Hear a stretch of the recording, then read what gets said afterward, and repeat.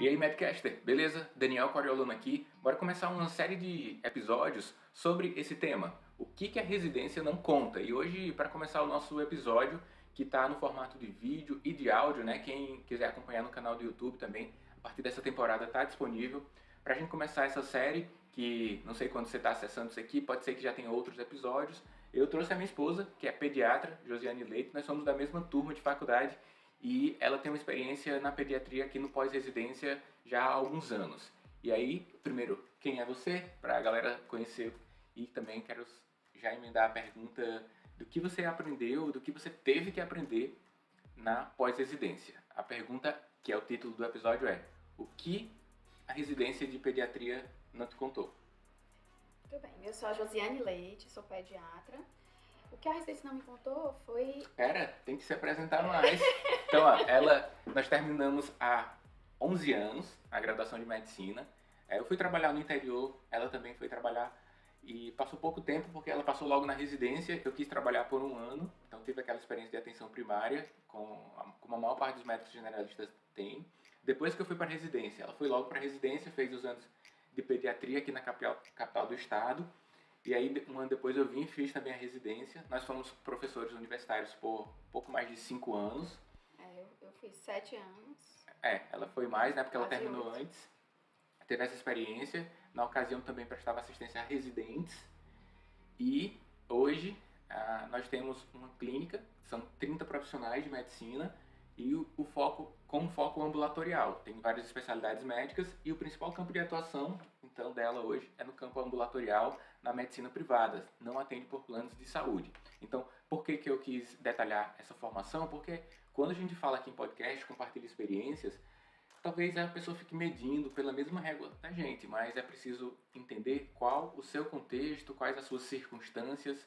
Entenda que essas circunstâncias que eu vou citar aqui não são as mesmas que a sua, mas vai poder gerar alguma conexão, algum aprendizado aí para o seu contexto. Então, conhecendo já quem é a Josiane hoje, que é uma médica que atua no serviço privado de assistência em pediatria, não atende por planos de saúde, tem algumas peculiaridades nesse contexto e outras que você já teve outras experiências. Então, baseado nessa sua demanda de mercado hoje, o que a residência não te contou? E para continuarmos aqui, bora falar da Idomed, patrocinadora desse episódio. E você já conhece que a Idomed é feita de conexões. Une o que há de melhor no ensino médico para garantir que você tenha uma formação de excelência.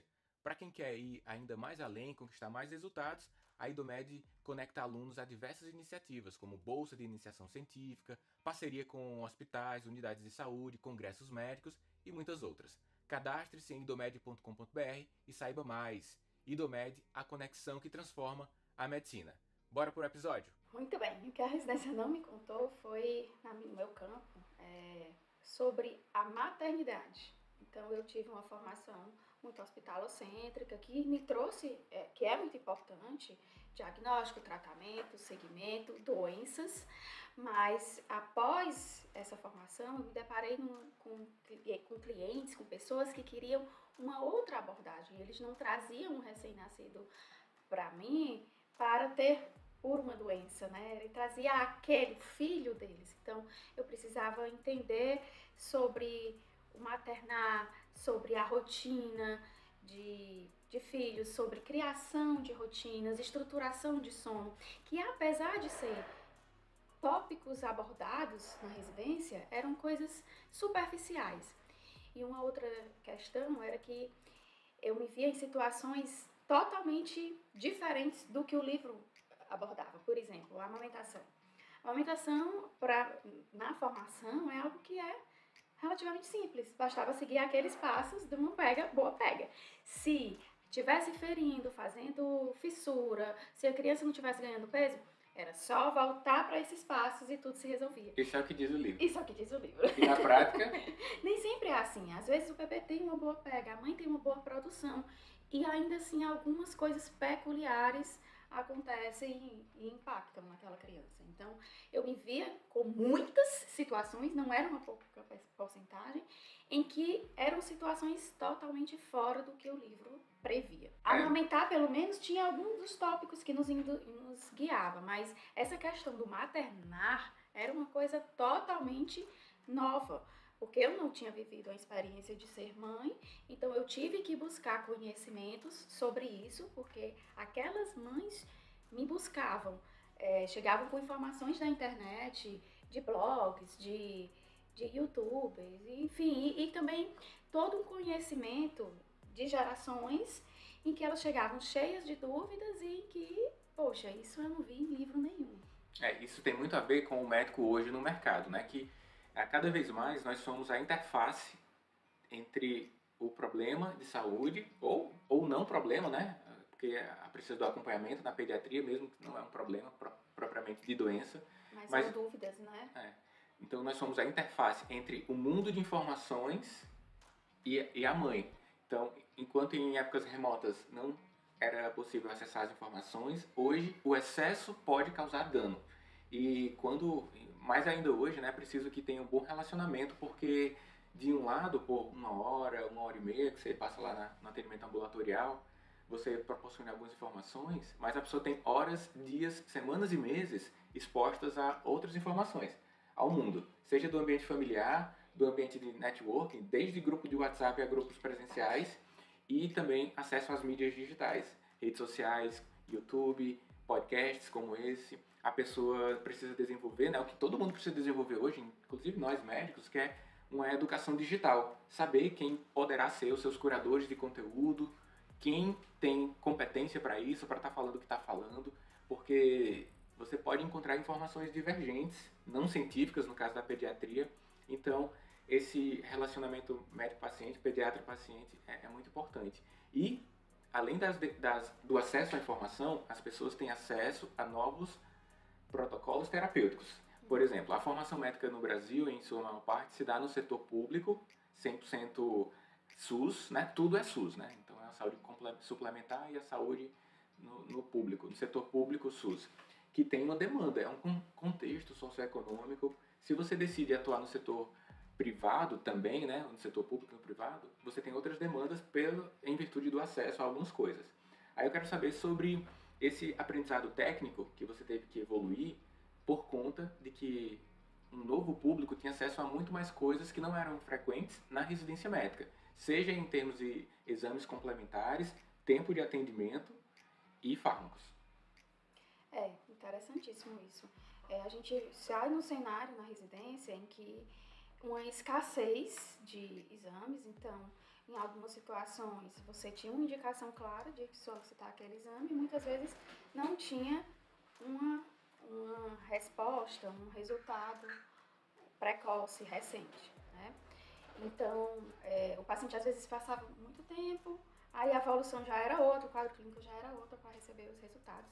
E a gente já percebe que no ambiente particular isso não acontece. Outra questão é assim, a gente solicita e o paciente simplesmente chega no outro dia com o resultado do exame. Ou manda no WhatsApp. Ou manda pelo WhatsApp, ou por e-mail, né? Então, o acesso mudou. Além disso, de ser mais ágil o tempo de execução, de realização desses exames, também a gama, as possibilidades eram muito maiores.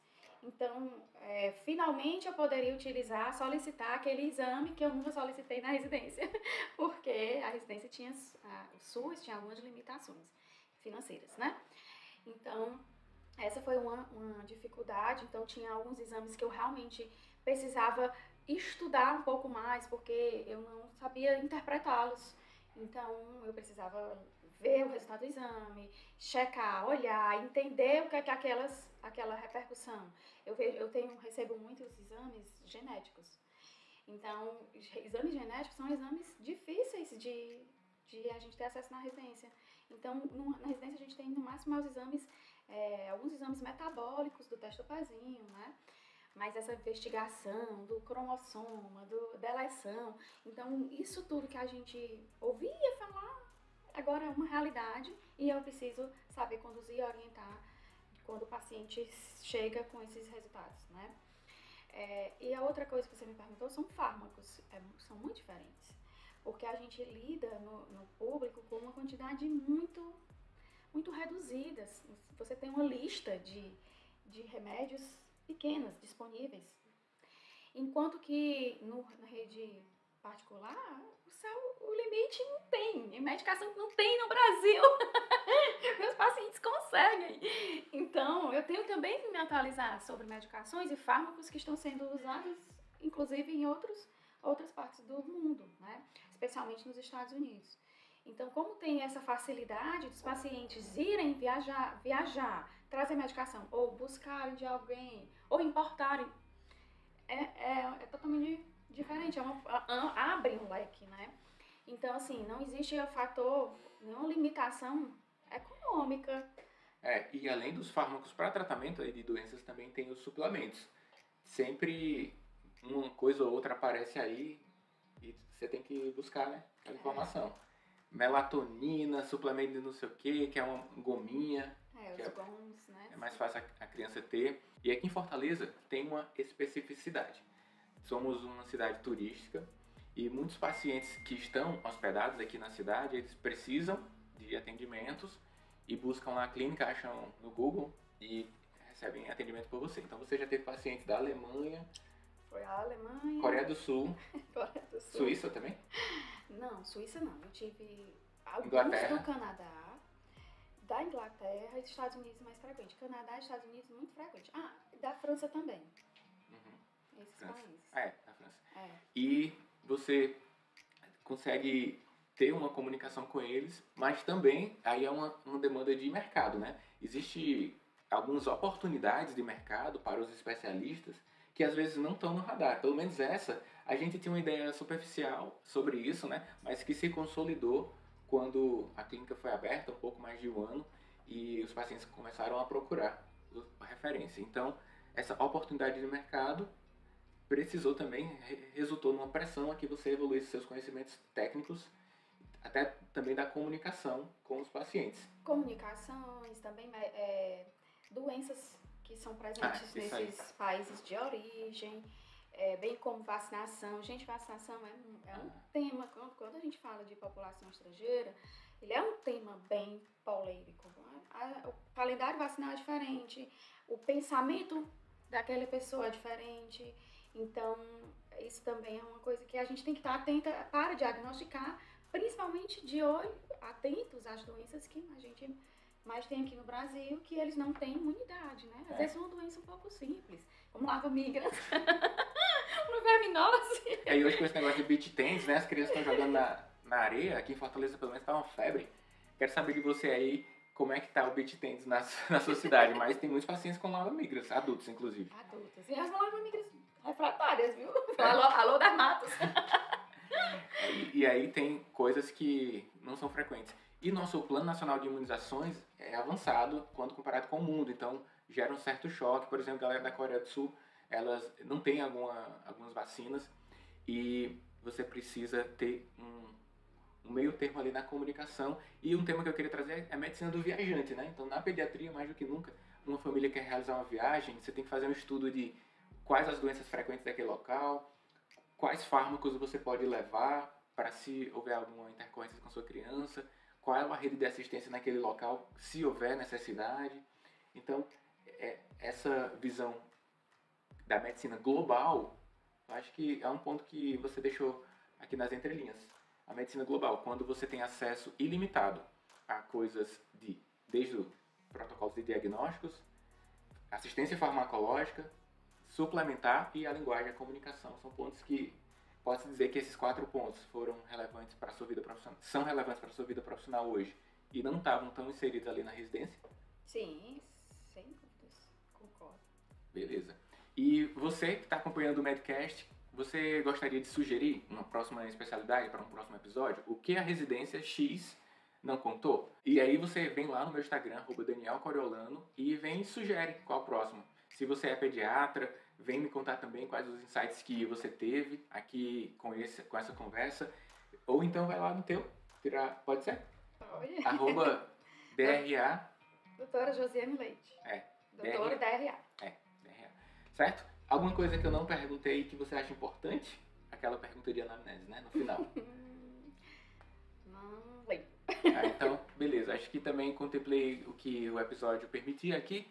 O que a graduação não, o que a residência de pediatria não te contou. Se tiver mais dúvidas, a gente grava outro depois, mas precisa da sua interação. Beleza? Então, um forte abraço, até a próxima semana, no próximo episódio do nosso Medcast, o maior podcast de medicina do Brasil. Até breve, Daniel Corolano aqui, abraço, até mais. Tchau. Tchau. Para finalizar o episódio, agradecimentos à IDOMED, que é feita de conexões. A IDOMED une o que há de melhor ao ensino médico para garantir que você tenha uma formação de excelência. Para quem quer ir ainda mais além, conquistar mais resultados na trajetória, a IDOMED conecta alunos a diversas iniciativas. Bolsa de iniciação científica, parceria com os principais hospitais e unidades de saúde, congressos e muitas outras. Cadastre-se em idomed.com.br e saiba mais. IDOMED, a conexão que transforma a medicina. Forte abraço, até o próximo episódio. Valeu, IDOMED! Até mais!